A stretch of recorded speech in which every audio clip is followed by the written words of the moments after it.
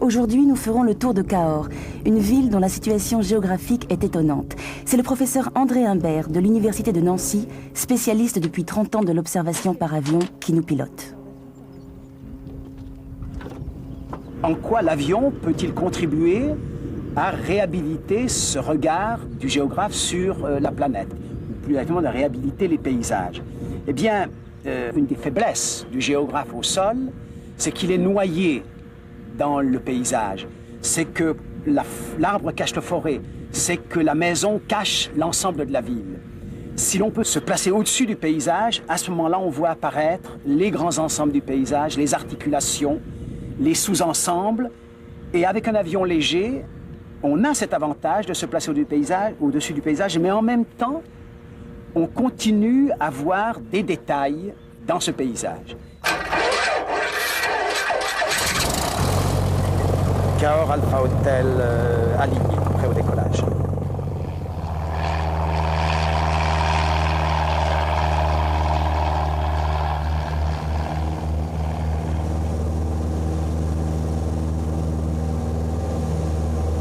Nous allons prendre un exemple d'une ville qui est très intéressante, qui est Cahors, qui est installée au fond de la vallée du Lot et que l'avion va nous permettre d'observer dans sa totalité, dans sa globalité. Ici, on peut voir comment cette ville est installée au fond de la vallée. L'observation des grands ensembles, qui est essentielle pour le géographe, n'est cependant pas suffisante. En effet, lorsqu'il est revenu à terre, il doit parcourir le paysage qu'il a observé du haut, il doit rechercher les traces de ce qu'il a vu de loin et surtout, il doit rechercher les éléments fonctionnels de l'espace qui, sans doute, lui fourniront des explications de cet espace. Ici, à Cahors, la cathédrale émerge comme un môle au milieu de la vieille ville.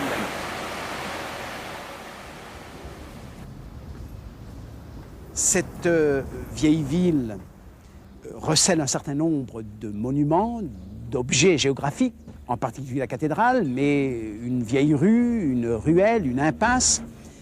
Et ce que j'essaie de retrouver ici, ce sont des traces qui me permettront de confirmer les hypothèses. Une de ces hypothèses, c'est que l'amande serrée comprise entre le Lot et le boulevard Gambetta est une vieille ville médiévale. Il suffit de regarder la façade de la cathédrale pour s'en convaincre. Il suffit de regarder un certain nombre de façades de maisons pour comprendre qu'effectivement nous sommes dans une ville médiévale.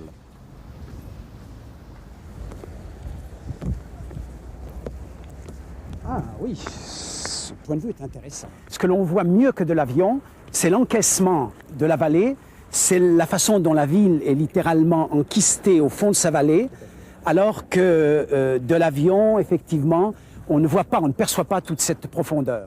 La ville est séparée en deux, littéralement, un côté médiéval et un côté 19e siècle, 20e siècle. C'est ce que voient les Cadurciens quand ils viennent le week-end ici. Ils ont le plaisir d'avoir cette vision globale, historique, géographique de la ville. Ça, c'est vraiment presque formidable. C'est presque une vue aérienne.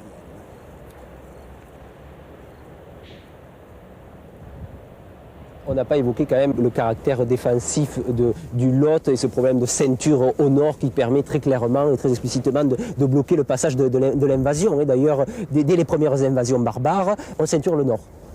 Mais effectivement, il y a malgré tout un point faible, c'est le nord.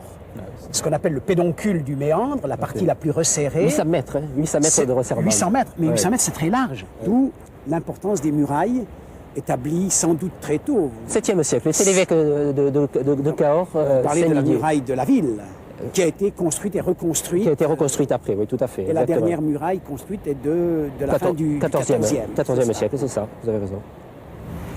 Elle ne protégeait manifestement pas la ville médiévale, En revanche, elle enfermait un espace qui était vide au Moyen-Âge, à l'exclusion de quelques édifices religieux.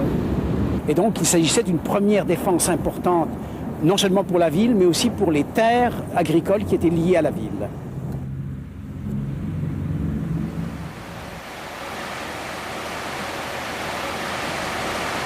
L'avion lui permet, en quelques secondes, de parcourir toute l'échelle d'organisation de l'espace. À la fois, il regarde les ensembles et à la fois, il regarde les détails. Un pont fortifié lui explique que cette ville a dû au Moyen-Âge se défendre contre les incursions extérieures.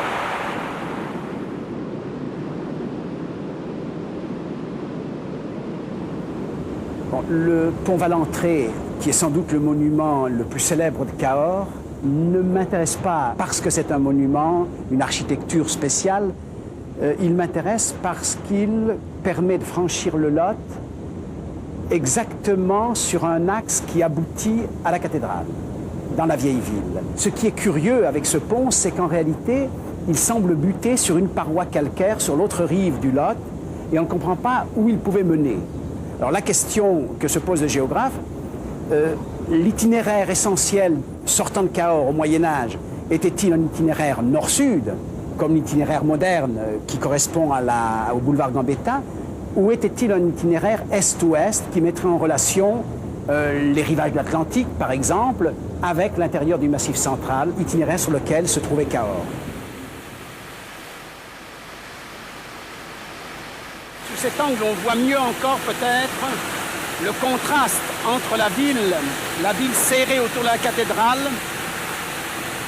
et la ville de l'espace qui commence au-delà du boulevard Gambetta, qui est une ville qui s'est remplie très progressivement à partir du milieu du 19e siècle. La différence de texture, la différence d'aspect saute aux yeux au premier regard. La ville médiévale, avec ses maisons serrées et homogènes, contraste de façon étonnante avec les grands bâtiments ou l'ensemble de maisons bourgeoises qui se sont installées dans les anciens jardins qui ont constitué le terroir de Cahors jusqu'au XIXe siècle.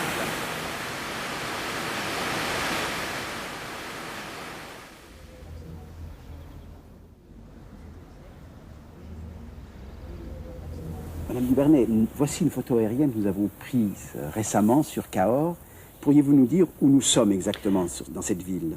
C'est très simple. Ce puits est au centre géographique de la presqu'île, c'est-à-dire qu'on se trouve exactement ici, là, oui, au centre du méandre. Mais nous nous trouvons dans les quartiers neufs. La vieille ville se trouve... Donc ce n'est pas une vieille ville, ceci. Ah non, non, non. C'est une ville dont la plupart des maisons datent du fin 19e et début du 20e. Avant, il n'y avait que des jardins et des couvents. Tout le monde avait son jardin, tous les gens de Cahors. Et ça, c'est une institution médiévale. Les gens de Cahors qui étaient entassés dans la vieille ville avaient tous à l'extérieur, c'est-à-dire dans cette zone-là, des jardins ou des champs. Ce qui surprend le plus lorsqu'on arrive en survolant le paysage, c'est cette sorte de grande tranchée verte qui n'est pas rectiligne et qui semble séparer de façon très nette la vieille ville de la ville du 19e et du 20e siècle. Cette tranchée, qu'est-ce qu'elle représente? Qu'est-ce qu'elle est? Alors, tout simplement les anciens fossés.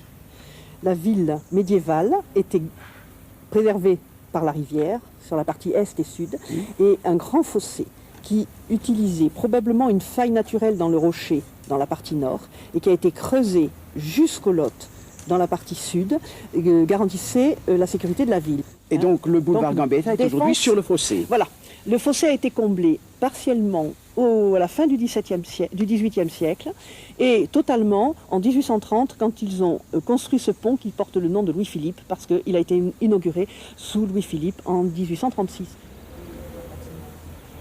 Le lobe du méandre apparaît parfaitement ici, un peu resserré dans sa partie nord qui a été longtemps vide sans doute, sauf à l'époque romaine, et qui aujourd'hui est occupée par les habitats les plus récents des années 60.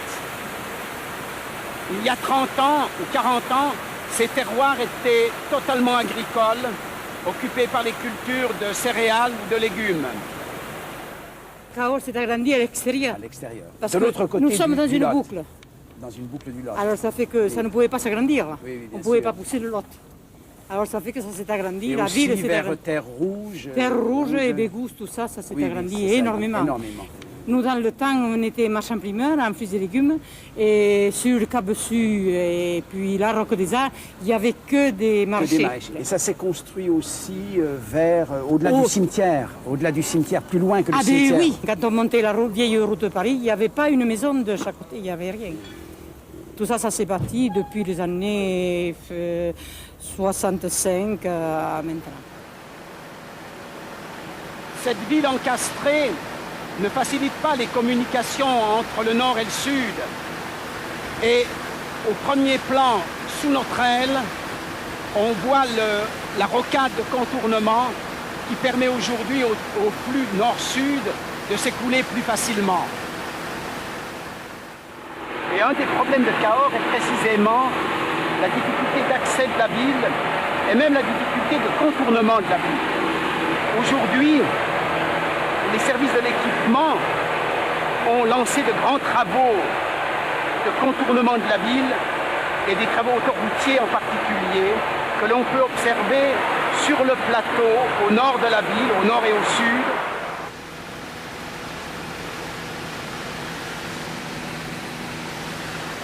Cahors était sans doute une des villes de France qui se prêtait le mieux à cette démonstration de la méthode géographique en raison de son site, en raison de son évolution saccadée, Moyen Âge, 19e siècle, époque contemporaine.